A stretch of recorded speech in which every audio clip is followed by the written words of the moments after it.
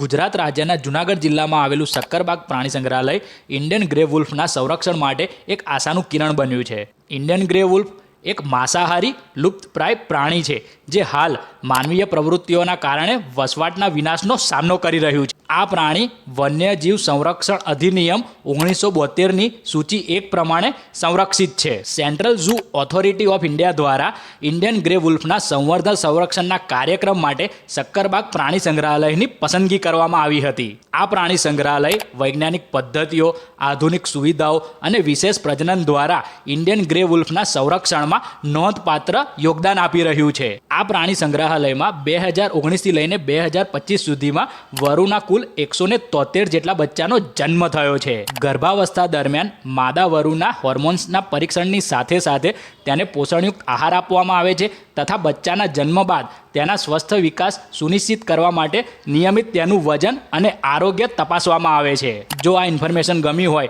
તો વિડીયો ઉપર એક લાઇક જરૂર કરતા જજો.